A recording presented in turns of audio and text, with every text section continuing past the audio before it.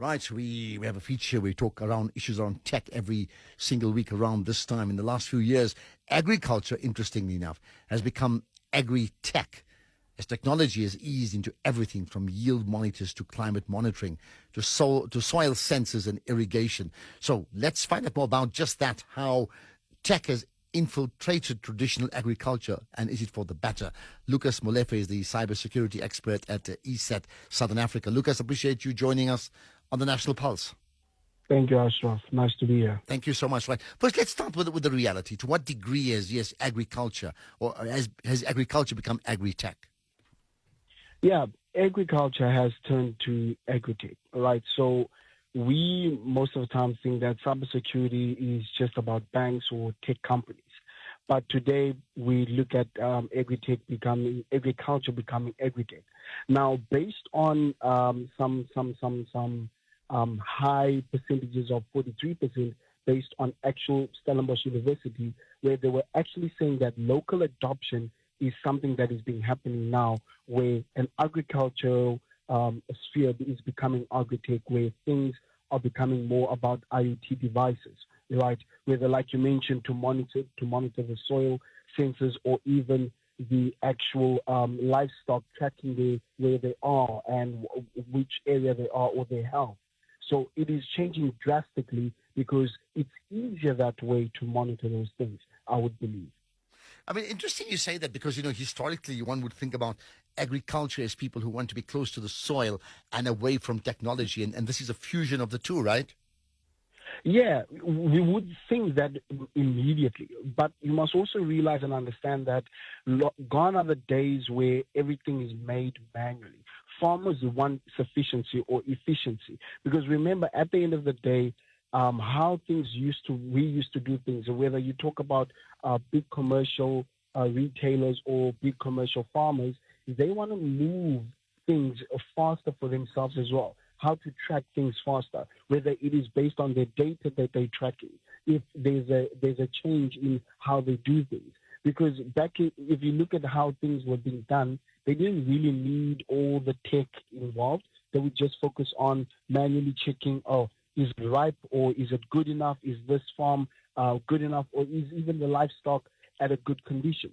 But we all know that because of technology, things are moving fast, that people just want to monitor things at a much faster pace.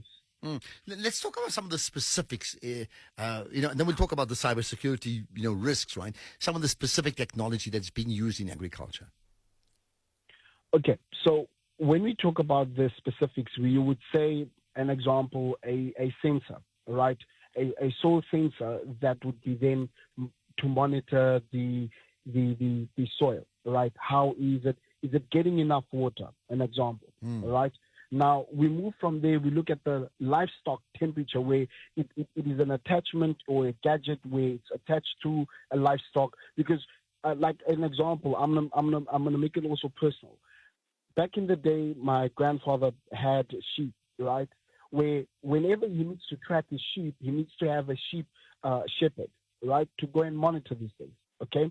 So by using these technology, you technically don't need the shepherd, but you still do.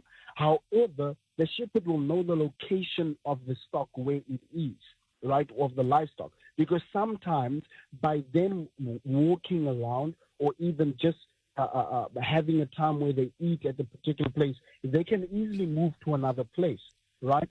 And this then helps that when you have this gadget that is attached to either the ear or attached to either the leg of the actual livestock, you're able to know the location and the health of the livestock as well. Okay. Let's then talk about the risks. I mean, you mentioned cybersecurity, because as technological advancements advance, so advances those who want to actually hack into spaces and undermine systems. Tell me about that. So hackers don't really want to try and focus on the high walls of major retailers, right? So they actually want to look at the actual back door. Okay, and in this sense, someone will think that a backdoor, that means, okay, easy way in. No, a backdoor would mean that there's an actual SME company with no firewall or even no IT department and an unpatched IoT or Internet of Things device. In this case, it would be a soil sensor or whatever the device is. Now, there's data involved there. By looking or getting into that particular data or that particular IoT device, right? That becomes where they want to come in. That's where they would actually look and find that, okay, if I, as an attacker, alter the sensor, right, of the truck or the sensor of that particular IoT device, that there comes a point where there's data poisoning and there's also data stealing. So that's when we talk about the weak link or the problem that comes or the risk in terms of cybersecurity. Because now that we depend on tech, no longer on people, we may actually depend so much on tech that the information that we're getting, right? The information we're getting can be wrong information or it can be right information. But all of this is dependent on tech. So the minute we depend on tech, that means if a person hacks it, a hacker hacks it or poisons that based on the data, that's a problem where it starts. That's where the risk always starts. Okay, and therefore, I mean, just your last point, your call out to people listening in who may be battling with these same complex issues. What would be your advice to them? So I would say the way forward would be making sure security must be covered on the entire chain, right? From the fork to the fork. Protecting your own parameters isn't enough just anymore by just having a partner that is unsecure. No, you need to make sure that large architect companies can actually focus on making sure that they update the patches as well. So when you look for products, right, it is very important that a person needs to make sure and get educated on how to support that particular product, right? Because what happens is that by simply getting an endpoint security product, it doesn't mean that it will patch the outdated system.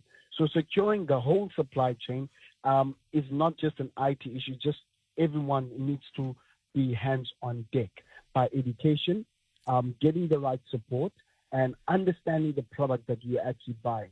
Because by saying that you're not going to spend money on IT team is the worst mistake, because that's how attacks start. Point made, indeed. Let's leave it at that. Lucas Molefe, a cybersecurity expert at ESET